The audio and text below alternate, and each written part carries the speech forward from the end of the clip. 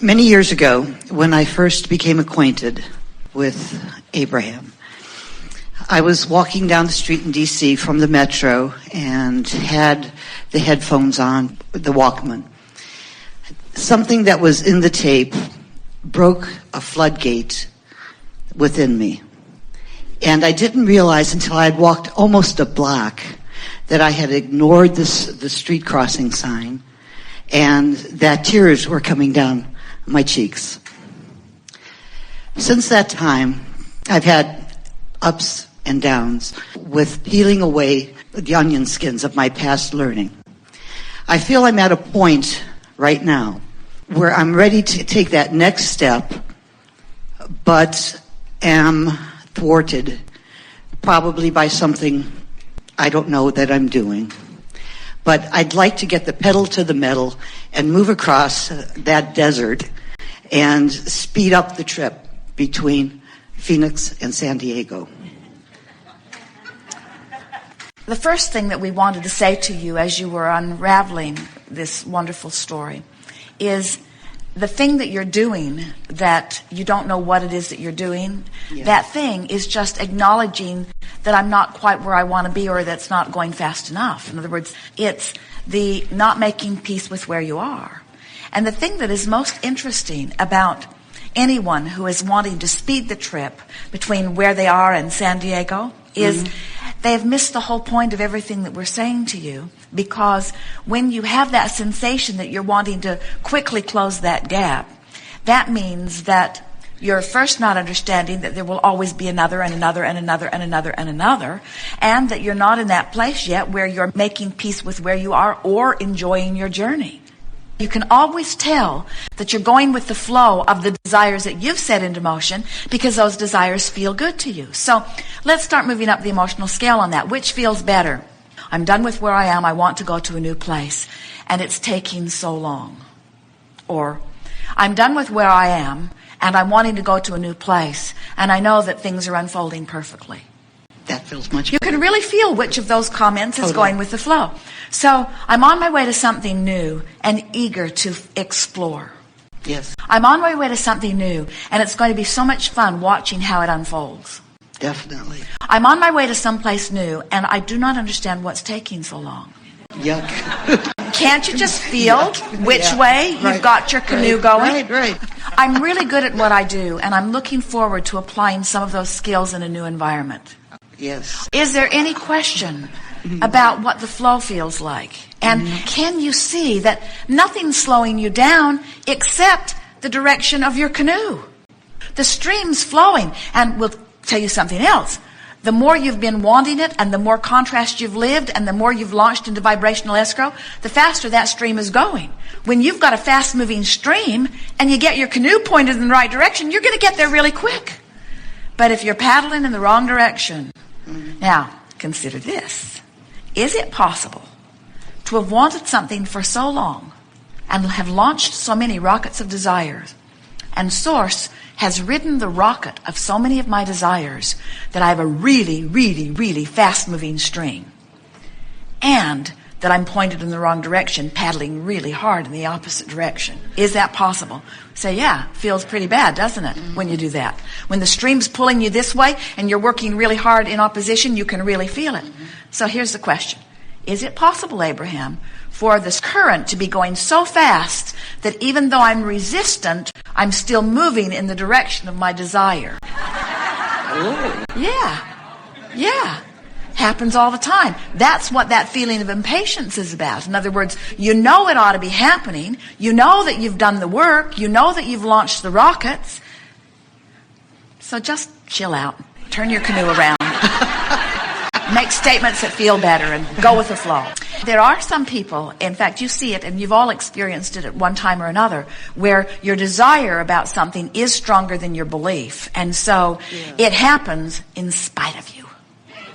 In spite of your determination to make it hard. And that's where people get the idea that there's no gain without pain. But, you work so hard for your successes. And it comes from that attitude that, if I turn it downstream, that's just plain lazy. Nothing should be easy. And we say, life is ease. It is love, and it is ease, and it is well-being. And struggle and hardship are the opposite of the flow. One of the gaps for me was I wanted to create a lot of money. So I left the company that I was working for, and I started a company on my own, and my friend said you could start working with me because she was making a lot of money doing the same thing that I was going to be doing. So I just started working about 6 months ago, and I made a couple sales, and I made a lot of money. And so we're going to have to expand this company because she thought I was just going to make a couple sales, but now I can see I can make about 20 and make a whole lot of money. So now we're building up this company. Well, it's her company, and I'm in her company, and I see the possibility for a lot of money, and that's a gap I've always had. I always wanted to make a whole lot of money. But all of a sudden, in the past week and days as I'm preparing to come here, I'm looking, do I even really want to be working with her? She's got a lot of expertise that I can learn more about what I'm doing. But she bosses me around. And I don't like being bossed around. I can learn from her. I could stay with her for another year or two.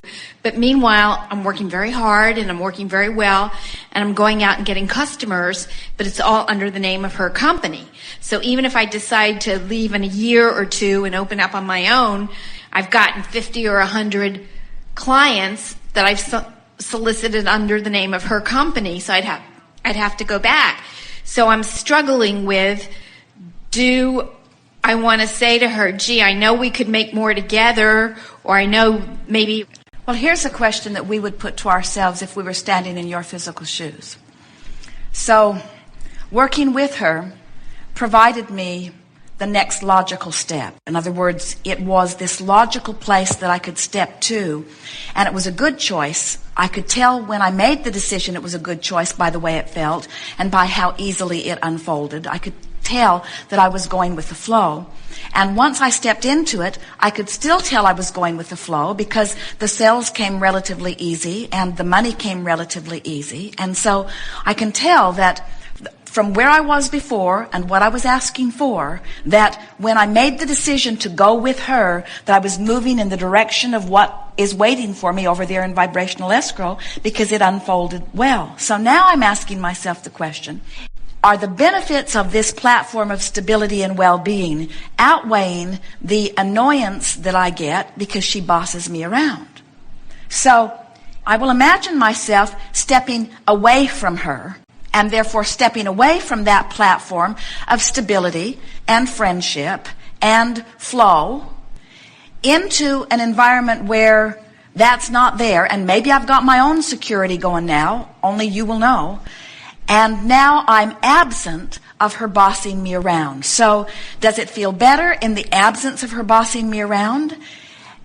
Do I feel more secure in making that move? Does the feeling of security outweigh the feeling of irritation?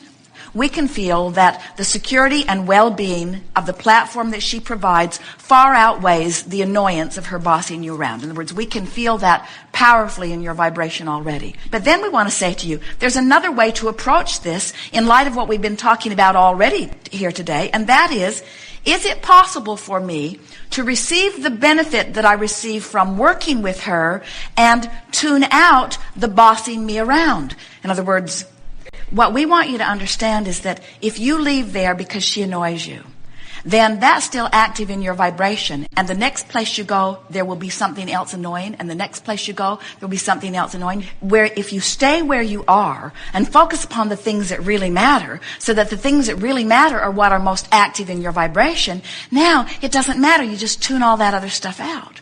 We suspect that there's something else going on. It's not just that she's annoying. It's that you're wanting to prove yourself. You're wanting to get off on your own. In other words, there are other things things that we can feel pulsing in the vibration in there. But if we were standing in your physical shoes, we'd stay right where we are, and we'd clean up our vibration, and we wouldn't think in terms of doing something different. We would just appreciate the heck out of what's going on where you are, and then understand that in everything that you're living, you're asking incrementally for things to be more and more the way you like them. And as long as you are appreciating where you are, the universe will yield to you another and another and another and another avenue.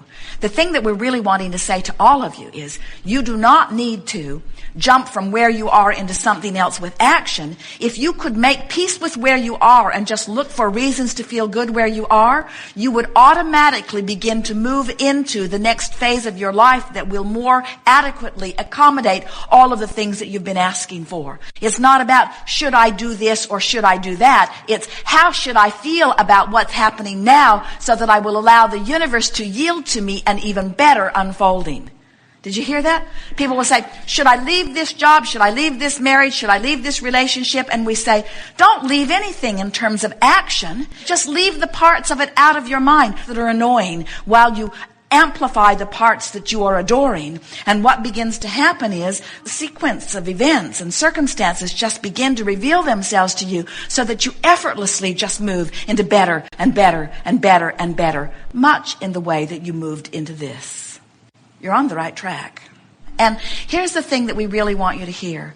Anytime you're questioning how much somebody else should get, in other words, when you get into that competitive place where somebody's getting more than their fair share and what they're getting is depriving me, there is a no-win proposition that is happening for you, because in that lack-based vibration, you're pinching off future selves. In other words, here's the best example of that we have ever witnessed in physical form. So a woman sat in the hot seat and was talking about her now husband, who had a former wife. And her now husband was supporting her and their children well. But the former wife, every time he'd make a little more money, she would go to the courts and petition for a higher percentage of what he was earning for her. And so it seemed that every increase in his salary went more to his ex-wife than it was going to his current family, and it was very annoying to this current wife. And we said, we wish he had 10 ex-wives, all doing exactly the same thing. And she said, why would you wish that upon us? And we said, because as he is sifting through the contrast, and he has this family that he's supporting and that family that he's supporting and all of these ex-wives and children who are asking for things, and they see him as the vortex through which it comes, they are summoning powerfully through him. And when he is relaxed and going with the flow, his income is increasing because of the desire that they are pulling through him. So we said, if he's making $100,000 and giving half of it to her, then he is taking home $50,000. And if he had 10 wives, now he would be making $1 million, and he would be giving $500,000 to them, and he would have $500,000 to keep. In other words, when you understand that the flow is infinite, and it doesn't matter what percentage the government takes in taxes or what percentage your coworker takes in commissions, when you understand that your flow has nothing to do with the percentage they take. It has to do with how much you will allow to flow to you and through you. So now, see yourself as someone who is highly productive, and see your co-partner as someone who is really rooting for you and really wanting you to thrive and succeed. And feel the difference in her attitude if you are joyfully sharing in the profits of your endeavors as opposed to begrudgingly sharing in the profits of your endeavors. In other words, see her as a cooperative summoner of the energy through you and a supporter of your vibration, you see. Well, you know, she is. Okay. We know she is. She is. I mean, she is. Where I get hung up is like, okay. Where you get hung up is believing that there is a finite amount of money that you can earn. You think that there's a limit to what you can earn, and that she is taking a bigger percentage of it than she deserves. Here's where I get hung up, okay? But even before that, it keeps me from hearing what you're saying. If she's out shopping and I'm on the phone and I make 15 brand new sales that she never made before, had nothing to do with the company. She didn't even know the people, and I made the sales. What do I need her for? That's where I get hung up. Well, you don't need her. But she was at one time the next logical step. And if you walk away from her because something else is the next logical step, that's entirely different than if you walk away from her because she's taken more than she deserves.